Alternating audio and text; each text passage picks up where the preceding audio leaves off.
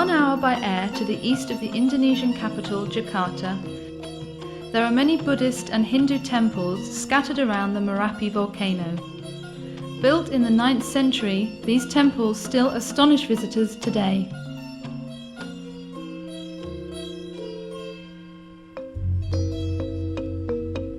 In the lush country around the temples, farmers cultivate their rice fields in the same way as their ancestors did centuries ago.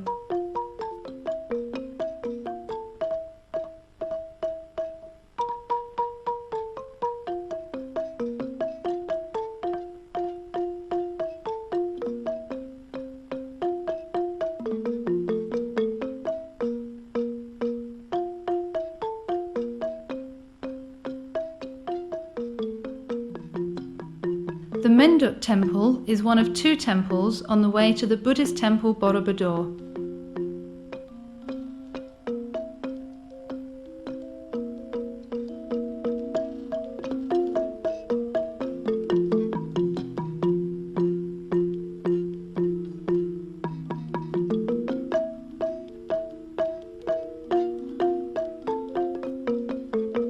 Here, the pilgrims are invited to reflect on a variety of fables.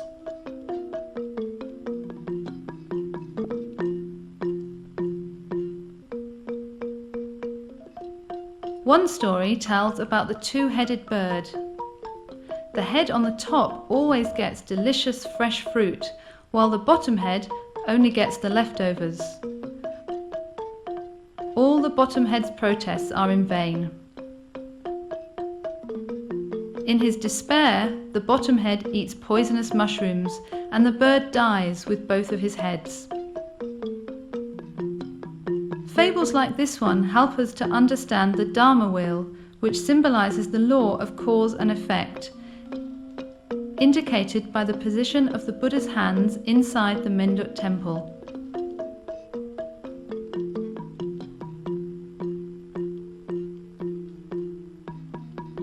The Pawon Temple is the next stop on the way to the enlightenment which the pilgrims hope to receive from Borobudur. Around Borobudur there are beautiful gardens where visitors can enjoy the beauty of nature.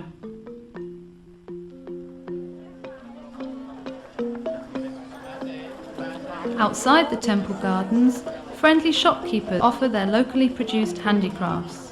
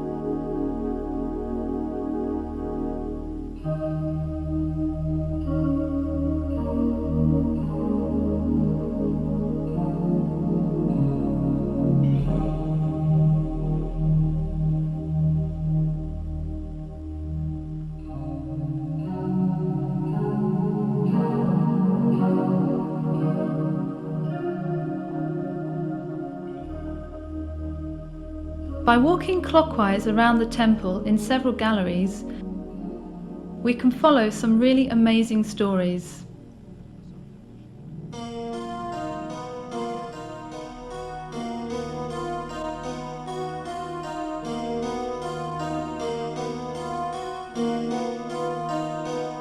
To the left, in the first gallery, there are fables like the ones at Mendut Temple. These depict events from the Buddha's incarnations before he was born as a man.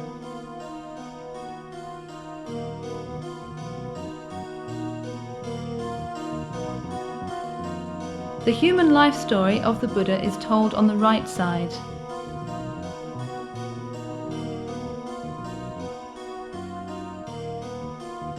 He grew up as a wealthy prince. But then he had 4 very significant encounters with an old man, a sick man, a dead man, and finally with a monk. After these encounters, Buddha decides to start a new life. Under the Bodhi tree, he experiences the enlightenment and becomes Buddha. In the upper galleries, we find the story of Sudana, who meets with 55 persons, children, women, men, from different social strata, to ask for advice about how he can become a Buddha.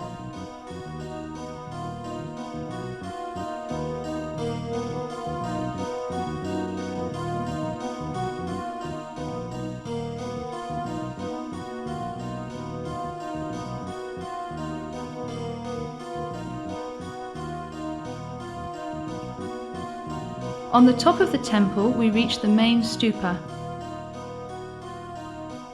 This stupa is empty. It is not clear whether there was something inside in the past. It might have been empty from the beginning.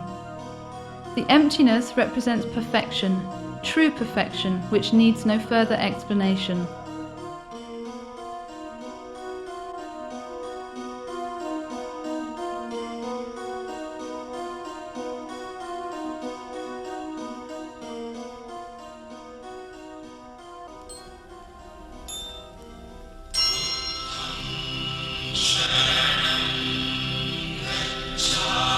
The pilgrims who have experienced the Borobudur will now descend into reality with new eyes, with the Buddha's eyes, and also with the eyes of the downtrodden and suffering, because in them are the eyes of the Buddha.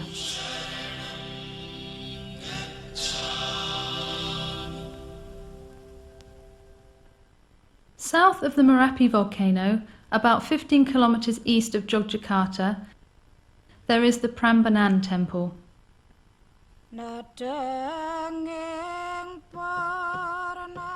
Like Borobudur, this temple is surrounded by beautiful gardens.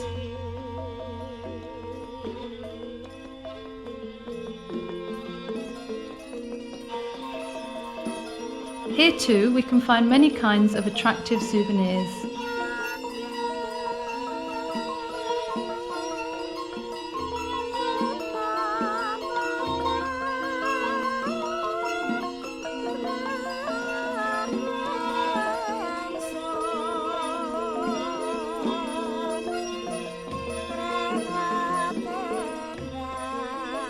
Around the main temples there are the ruins of the Pewara temples, the temples of the people. 2 of them have been rebuilt. The 3 main temples are situated on an elevated platform. They are dedicated to Brahma, Shiva and Vishnu. 3 so-called Wahana temples stand opposite the main temples, and a number of minor temples mark the entrances and the corners of the compound. To reach the main temples, we pass by the Wahana temples. One of them contains the Nandi cow, the vehicle of Shiva. First, we enter the Shiva temple.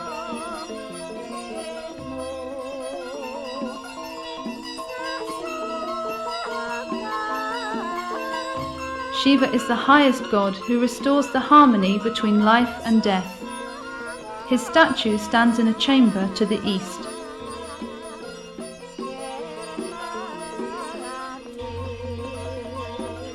In a smaller chamber to the south, we meet Agastya, the great teacher of the Veda scriptures.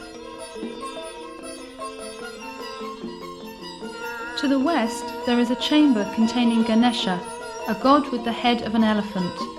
He is known as the god of science.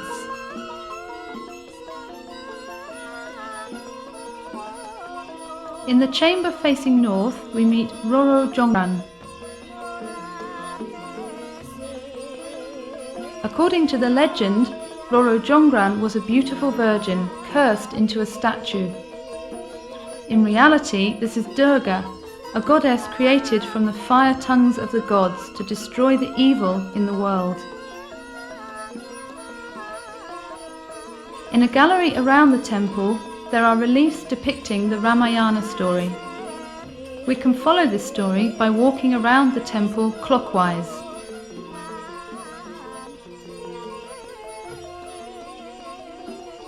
Rama, an incarnation of Vishnu, is the son of the first wife of the king Dasaratha. The second wife of Dasaratha, who would like to see her own son to become the heir to the throne, urges the king to send Rama into exile.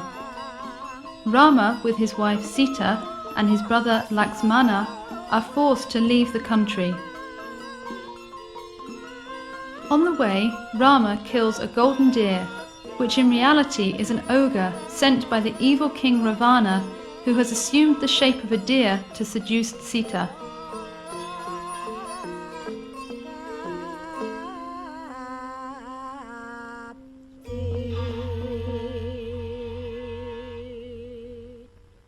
The evil king Ravana appears as a hermit and succeeds in kidnapping Sita. He flies with her to Lanka.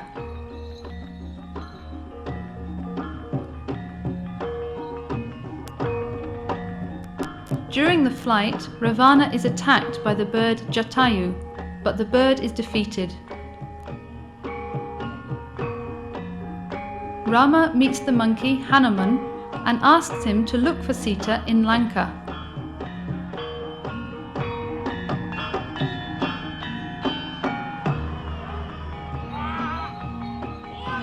Hanuman finds Sita, but he is detected by the guards. His tail is covered with oil and set on fire. The Ramayana story is performed as a dance drama on an open-air stage close to the temple every full moon during the dry season from April to October.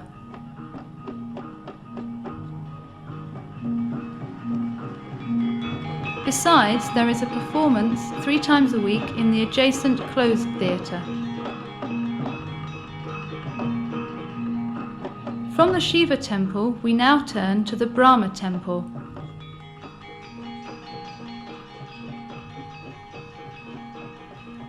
Inside, there is the statue of Brahma. In the Hindu Trinity, he is the creator.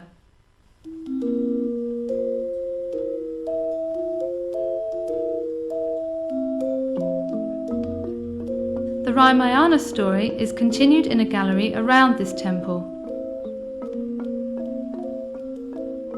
Ravana, the evil king of Lanka, is finally defeated. His body is put on a golden bier by his servants.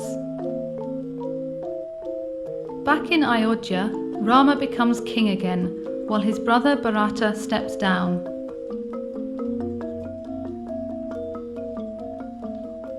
From the Brahma temple, we walk over to the temple of Vishnu. Vishnu is the god who preserves the living creatures and the whole universe.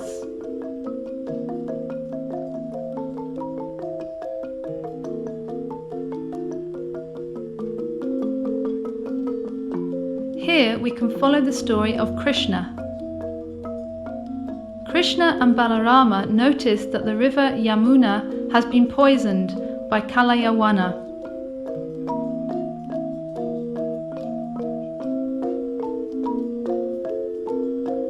Krishna gets angry and chases Kalayawana away. After that, he and his brother clean the river and heal the poisoned fish and people. Krishna and Balarama happen to meet Kalayawana, whom they chased away after he poisoned the river Yamuna. This time they kill him.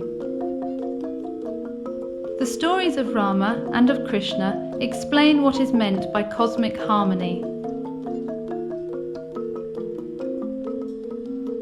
Likewise, the Prambanan motive, which is the Kalpataru tree, the tree of life, symbolizes cosmic harmony.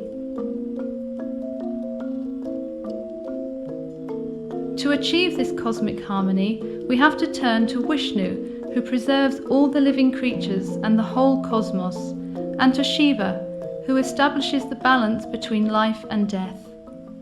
In this balance, we find the cosmic guarantee for our life.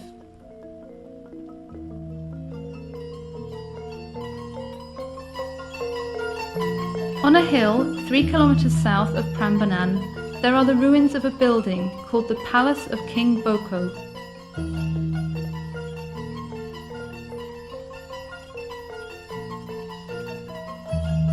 According to the legend, King Boko was the father of Roro Jongran, the virgin who became a statue in the Shiva temple of Prambanan.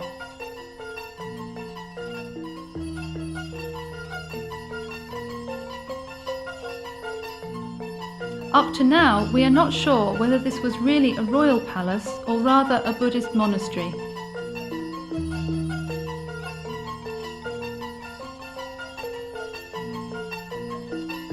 From the ruins on the hilltop, we enjoy a splendid view over the rice fields in the plain.